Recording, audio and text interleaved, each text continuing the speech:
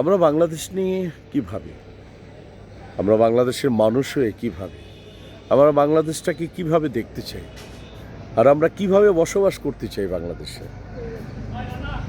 আমরা সাধারণ মানুষ, কেউ হয়তো বা বলবেন আপনি মোরসানি, আপনি কিসের ঘোড়ার ডিমের সাধারণ মানুষ, আরও অনেক অনেক কথা বলবেন। তারপরেও বলি আমি অসাধারণের মধ্যেই সাধারণ। আচ্ছা, আমি যদি বলি যে সমাজ মানে এই দেশ কিভাবে, আরেকজন ভাই কি বলে একটু তার কাছে যাই। আরিফ, এই পরন্ত বিকেলবেলা ইফতারের টাইমে কি দেখছো? কি আর দেখব, কি আর বলবো, বলার ভাষা নেই। অনেক সুন্দর। আচ্ছা, তুমি বাংলাদেশটাকে কিভাবে দেখতে চাও, তুমি একজন এই দেশের মানুষ হিসাবে? বাংলাদেশ, আমি বাংলাদেশের একজন নাগরিক। আমি চাইব সুন্দর একটি ফুটন্ত বাংলাদেশ, যে বাংলাদেশে মারামারি, কাটাকাটি, হানাহানি কোনো কিচ্ছু থাকবে না। প্রত্যেকটা মানুষ নিজের জায়গা থেকে সেফ থাকবে। আমরা এখন বাইর হইলে আতঙ্কে থাকি, এই জিনিসটা আমার মনে হয় না সামনে হবে। কেন? এখন অলরেডি আমাদের প্রাণের প্রিয় মানুষ তারেক রহমান সাহেব প্রাইম মিনিস্টার হয়েছেন। তার কাছে এবং তার বর্তমান গভর্নমেন্টের কাছে তুমি কি চাও? অবশ্যই তাদের এই গভর্নমেন্টের কাছে প্রত্যাশা থাকবে প্রত্যেকটা নাগরিকের সুবিধা, নাগরিকত্ব আইন যা আছে সম্পূর্ণটা পেপার থাকবে প্রত্যেকটা মানুষের। আমি আমার জায়গা থেকে বলতে পারবো সারাটি জীবন যে না, আমি এই সরকারের আমলে ভালো ছিলাম, ভালো আছি।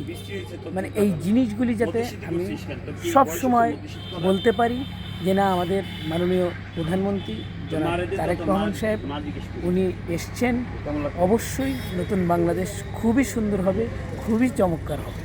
Thank you. কিরণ, তোমার কাছে আসছি। কীরকম বাংলাদেশ এবং কিভাবে বসবাস করতে চাও তুমি? আমি দেখতেছিলাম গোল্ডেন সান আর এই সবুজ শস্য ক্ষেত। আচ্ছা, আমি বাংলাদেশটাকে দেখতে চাই। আমরা জানি যে মানুষের 5টা চাহিদা আছে: খাদ্য, বস্ত্র, বাসস্থান, শিক্ষা, চিকিৎসা। বিগত দিনগুলোতে শিক্ষা এবং চিকিৎসা এই দুইটা মানে আমাদের জীবন থেকে হারিয়ে গেছিল মনে হয়, যে আমরা স্বাস্থ্য সেবাটা ওইভাবে পাই নাই। শিক্ষাটার মানটা একবারে যাচ্ছে তাই হয়ে গেছে। আমার দৃষ্টিকোণ থেকে আমাদের সবার প্রিয় তারেক রহমান ভাই, তিনি প্রধানমন্ত্রী হয়েছেন। আমরা চাই এই সুন্দর সুস্থভাবে এই শিক্ষা ব্যবস্থাটাকে, স্বাস্থ্য ব্যবস্থাকে, বস্ত্র, বাসস্থান, খাদ্য, চিকিৎসা এই সব মিলাই একটা সুন্দর বাংলাদেশ দেখতে চাই। তুমি দ্রব্যমূল্যটাকে কিভাবে দেখতে? আমি আসলে দ্রব্যমূল্য ইশরাক ভাই বলছে যে আমি মাফিয়া ব্যবসায়ীদেরকে আমি হুঁশিয়ার করে দিচ্ছি যে সিন্ডিকেটটাকে একদম ভেঙে দিতে হবে। আমি চাই যে রমজান মাস আসলেই মানুষ তাদের মুনাফা মানে কিভাবে হবে, সৎভাবে হবে, হালাল হবে না হারাম হবে, এইটা কোনো তোয়াক্কাই করে না। ওদের কথা হচ্ছে যেভাবে হোক আমার টাকা চাই।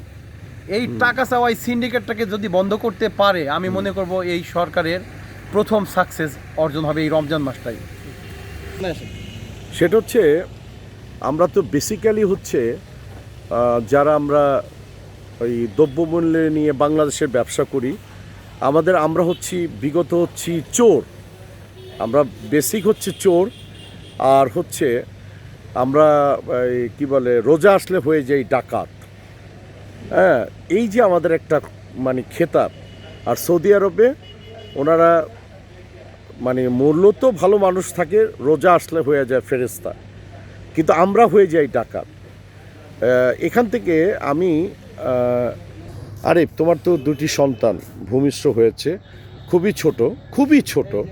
তারা আগামীতে এই বাংলাদেশটাকে কিভাবে দেখতে চায়? সৌদির মতো নাকি বাংলাদেশের মতোই থাকবে